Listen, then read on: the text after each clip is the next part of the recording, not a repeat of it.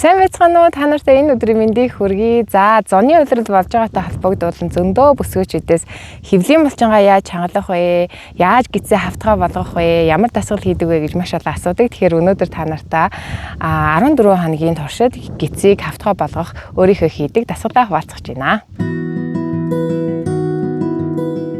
Хэвлийн дасгал ихээр хүмүүс ихэвчлэн хэвлийн хөндлөн булчин одоо six pack гэж нэрлэдэг тийм ээ. Одоо 6 толгойд булчин гэдэг ийм 6 булчинд ялгаруулах тухай яриад байдаг. Гэтэл миний хувьд 3 хүүхдэд төрүүлсний дараанаас хамгийн их ойлгосон зүйл нь болохоор бид нар хамгийн түрүүнд энэ гадна талын хөндлөн булчин биш дотор талд байгаа корсетны үүрэг гүйцэтгэдэг хэвлийн цөм булчин чангалах нь эрүүл мэндийн хувьд аж тэр гоо сайхан харагдах хувьдаш тэр хамгийн чухал юм байна гэдгийг ойлгосон. За энэ булчин ямар булчин бэ гэхээр бидний дотоод эрхтнүүдийг ингэж шахаж байрлаж идэг нурууны булчин, өрцөний булчин, арцгийн ёроолын булчин гэдэг энэ хооронд ингэж байрладаг булчин байгаа. Тэгэхээр энэ булчин маань бид нэр хүүхүүд төрүүлэхэд ингэж урагшаага сунаад суларчдаг. Тийм учраас бид нэр заавал буцаагаад энэ булчинг чангалцсны дараанаас одоо хөндлөн булчингийн дасгал руу орох ёстой. Яагаад вэ гэхээр энэ булчин суларснараа бусад бүх одоо холбоотой байгаа булчингуудаа нөлөөлдөг шээс задгаарах, за нурууны доод хэсгээр өвдөх гэх мэтлэн амьсгаадах тий эсвэл ингээд хэвлийн доод хэсгээр байнгын юм бондгор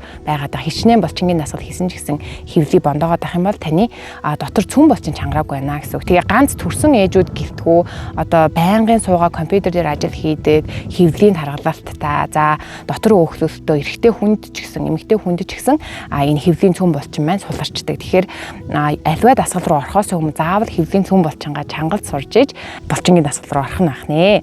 За тэгэхээр энэ дасгал маань нэг их хүнд биш гэхдээ өдөр тутамдаа нэг 5-10 минут хийгээд байхад маш гайхалтай үр дүнг авч ирдэг. За тэгэхэд одоо бүгдээрээ дасгал руугаа орцгоё. За хамгийн ихэнд бүгдээрээ амьсгалын дасгал сурнаа. За нөгөө дасгал гингүүт амьсгал руу орохоор гайхаж байгаа. Гэхдээ энэ амьсгал нь хамгийн чухал. Энэ амьсгалд ерөөсөө энэ хэвлийн одоо цөм булчин чангаж өгч идэг. Тэгээ бусад бүх дасгалынхаа суурь нь энэ амьсгал дээр явах учраас энийг бүгдээрээ хамгийн түрүүнд эзэмших хэрэгтэй. За одоо бүгдээрээ хэвлийн цөм булчин чангалах амьсгалын дасгал руу орцгоё. За амьсгалаа авахдаа хэвлийг агаараар дүүрж ингэж ажиж түнбийлгэн. За амьсгалаа гаргахдаа арцгийн ёроолын булчин чангалаад хэвлийг чангалаад өрцгийг чангална гэсэн ийм дараалалаар явна шүү. За бүгдээрээ үзэцгээе. Амьсгал авлаа, хэвлийг дүүрлээ. За арцгийн ёроолын булчин чангалаа. Амьсгалаа гаргах явцдаа чангал. За хэвлийг чангалаа. За өрцгийг чангалаа. Ингээ бүр агшаад орцсон юм шиг ийм мэдрэгдэх ёстой. За хажуунаас харуулъя.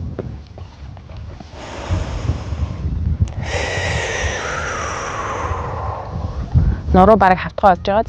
За энэ амьсгалыг заавал одоо дасгал хийхгүйгээр та ингэ зогсож явахдаа алхаж байхдаа ямар ч үр энийг хийгээд байх юм бол хэвлийн цөм булчин бас чангалдаг. За одоо бүгдээрээ дасгал руу орцгоё. Хамгийн түрүүнд бүгдээрээ ширээ байрлалаас эхлэе. За эхлээд мэдээж бүгдээрээ нуруу гисээд баг зэрэг халаачи. За нохоо муур байрлалыг хийчээ те. Муур ба үнэ. За амьсгал гаргахдаа за амьсгалаа авлаа гэдийгээ амьсгал гаргалаа. Нуруугаа дээш нүргүүдэг. За ингээ 3 удаа хийч. Амьсгал аваад отоогоо амьсгал гаргалаа. За нурууны үе хэвлийг маш сайн халаад тийм ээ. За одоо эндээс нөгөө амьсгалын дасгалаа хийн цөм булчингийн. Амьсгалаа авлаа. За гаргалаа. Чангалсныхаа дараанаас 2 өвдгөө дээш нь татна. За эндээс хэвлийн булчингаа ерөөсө суллахгүйгээр өвдгөө нэг нэгээр нь газарт хүргэнэ. За ингээ 30 удаа хийн. 5 6 7 8 9 10 11 12 13 14 5 16 17 19 20 21 22 23 24 25 26 27 28 29 30. За амьсгалаа аваад гаргана. Амьсгалаа бол ер нь чөлөөтэй яг дасгал хийж байхдаа чөлөөтэй авна. Гэхдээ булчингаас суллахгүй. За дараагийнх нь болохоор амьсгалаа авлаа. Цөм булчингаа чангаллаа. За өвдгөө өргөөд. За нэг нэгээр нь хөлөө. 1 2 нуруугаа бас чангалаараа. 3 4 5 6 7 8 9 10. За гэцээ судлаарай. За одоо дараагийнх нь. За мөн адил амьсгалаа авлаа. Гаргалаа, хэвлийн булчингаа чангалаа, хөлөө хоош нь, гараа урагш нь, эсрэг гар хөлийг. За ингээ барьлаа. Хэвлийн булчингаа чангалаа. 1 2 3 4 5 6 7 8 9 10. За одоо нөгөө талдаа намсгалаа авлаа. Хэвлийн булчингаа чангаллаа. За 1 2 3 4 5 6 7 8 9 10. За маш сайн байна. Хоошоо нуруугаа жоохон сүлдсэний дараанаас за одоо дээш харцгаая бүгдээрээ. За нурууныхаа үе буйгээр доош нэхтээд. За одоо бүгдээрээ яг мөн адил хэвлийн ихтэй цөм булчингаа чангалсан тийм үү? Дээш харсан хэвээр.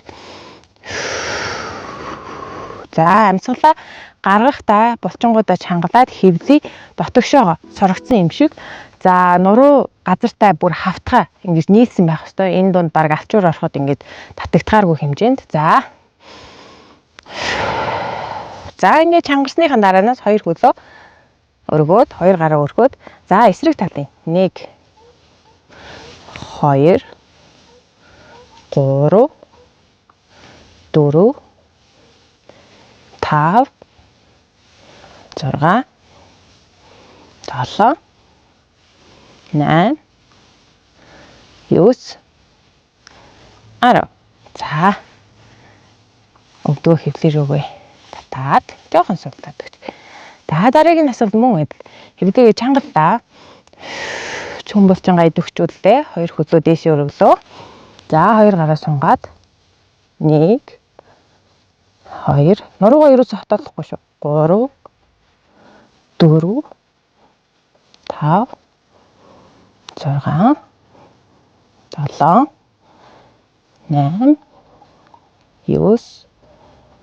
Амьсгалаа ерөөсө дөгчихгүй. Гэхдээ хэвлийгээ суллахгүй. За ингээд дасгал маань дууссан. Энэхүү дасгалыг та нар маань 3-4 удаа хийж болно.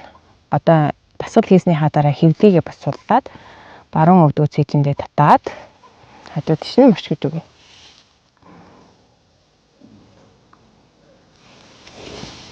За зүүн өвдөө цэжиндээ татаад эсрэг тал руу мөшгөж өгье.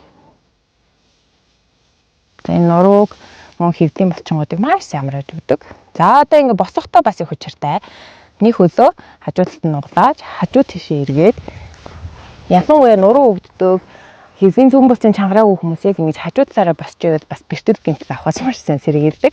За тэгээд та нар маань энэхүү дасгалыг яг 14 хоногийн туршид хийж үзээд тэгээд үр дүнгээ комент хэсэгт хуваалцаарай. Дараагийн бичлэгээр уулзлаа. Түр баяртай.